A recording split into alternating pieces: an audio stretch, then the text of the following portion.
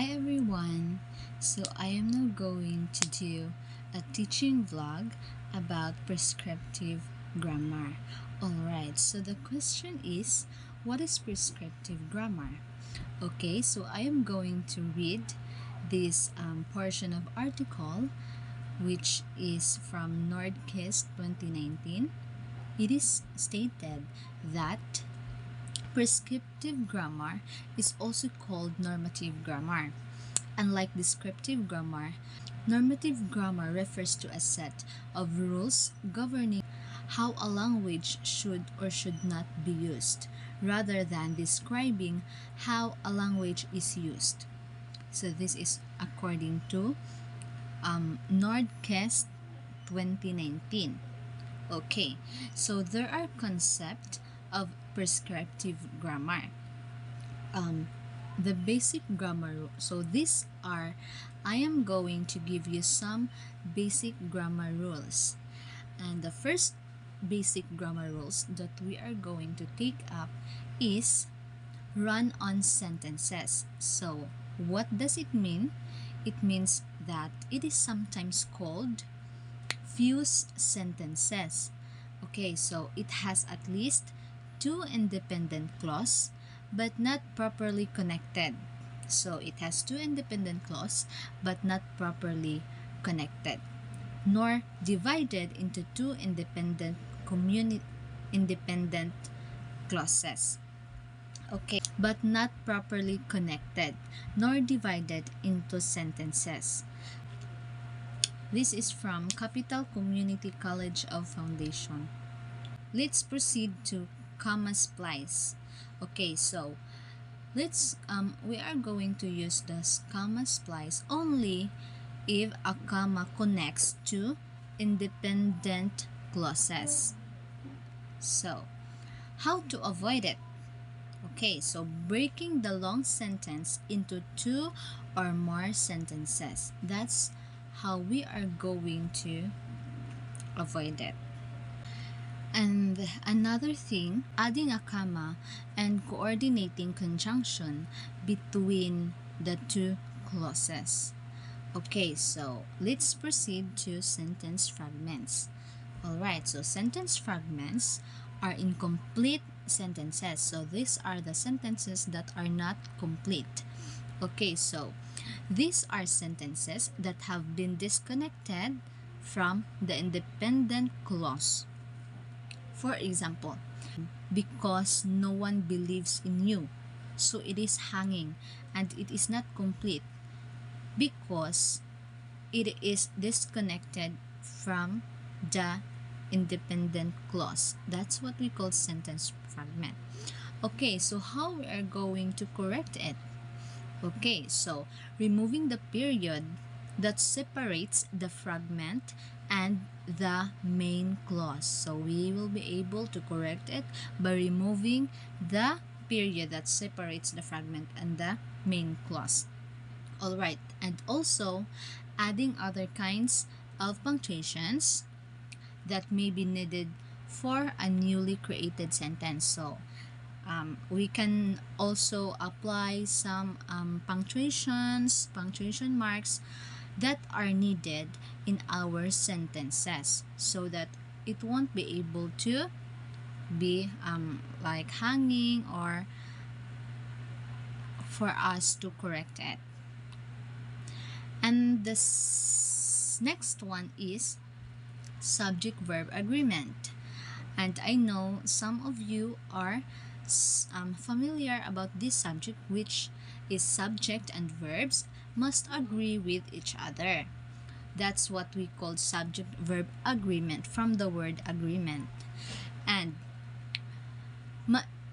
subject and verb must agree with one another in numbers. It's either singular or plural. So it doesn't matter if it's singular and plural as long as they will agree to each other. So the subject and the verb must agree with each other. Okay, so if the subject is singular, use a singular verb. So yes, it is possible. Okay, so if the subject is plural also, let's use plural verb. Okay, so that's what we call subject-verb agreement. So there are rules. Number one is a phrase or clause between subject and verb is nothing to do with the number of the subject. Okay, so indefinite pronouns as subject. So we can apply it also.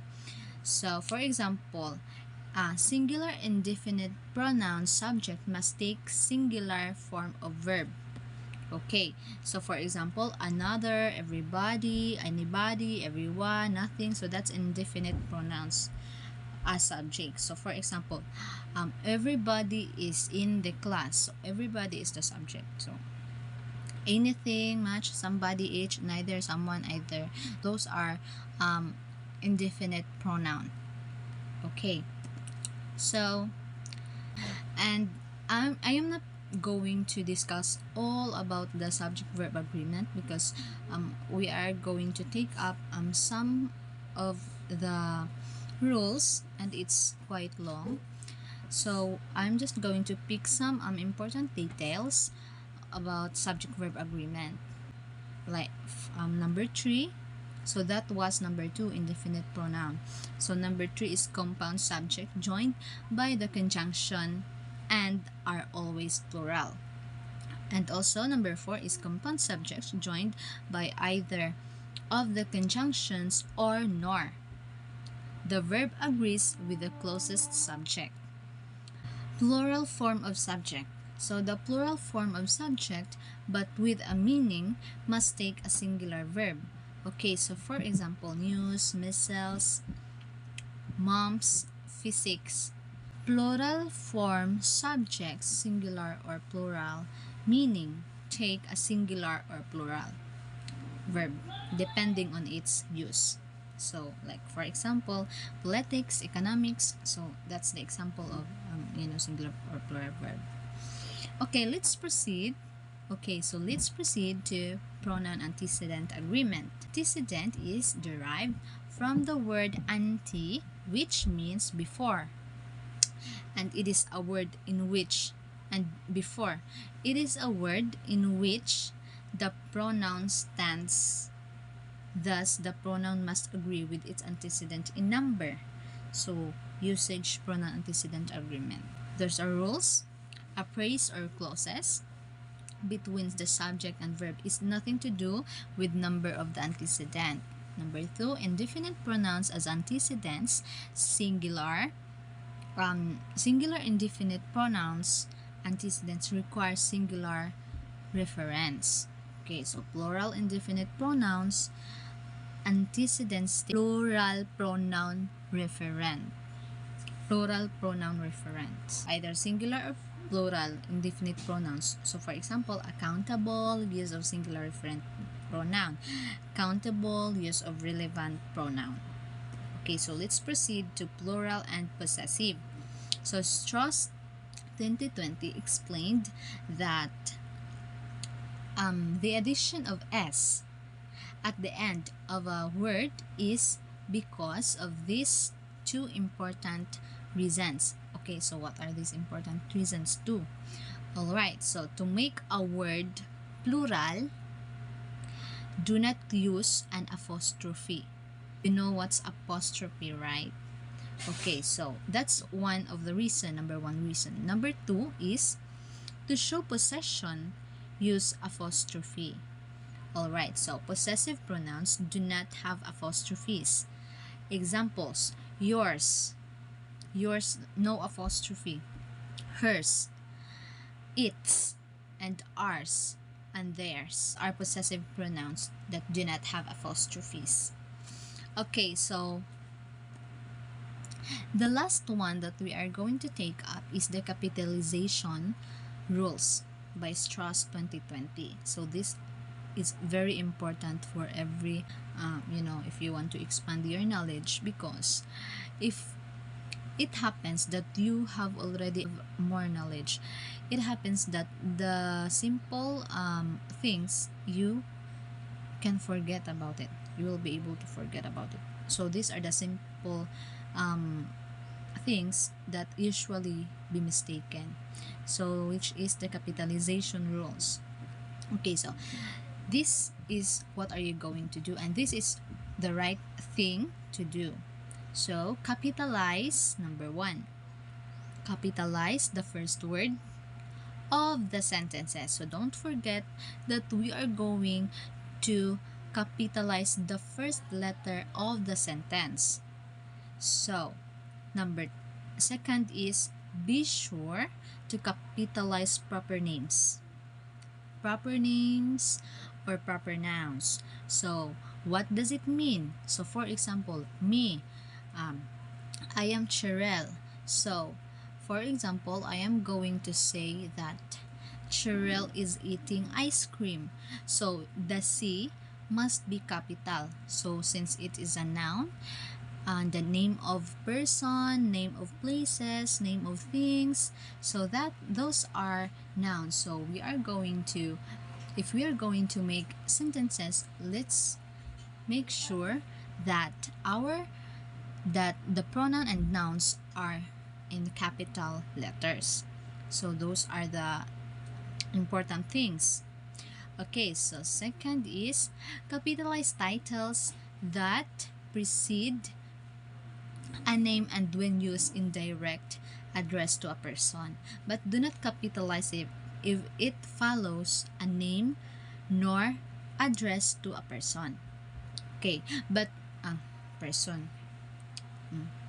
So major words in titles of books, poems, plays, magazines, movies, and published speeches, TV programs, what else? Ships, works of art, musical works, etc., but not capitalized short. Okay, so don't forget to capitalize on countries, nationalities, and specific languages. So those are the important things. And historical periods on countries, nationalities, and specific languages. So there are more capitalization rules that you can learn, and it will give you more knowledge on how, or if you're going to write a sentences.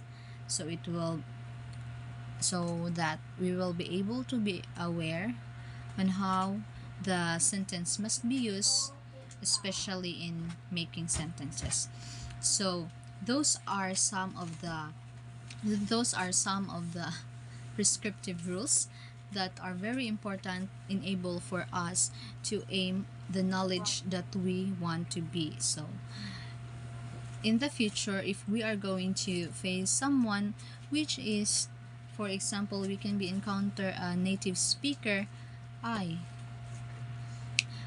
we will have our confidence to talk, especially if we know that we have the right grammar to use, unlike the descriptive ones. So although the descriptive grammar does not have rules and it don't judge even if it's wrong grammar, but it's more appropriate and proper to use prescriptive grammar. So those that's what I can say about prescriptive grammar and teaching vlog on how we are going to aim the proper grammar and and how we are going to aim the proper grammatical rules for ourselves, not only for ourselves but for everyone.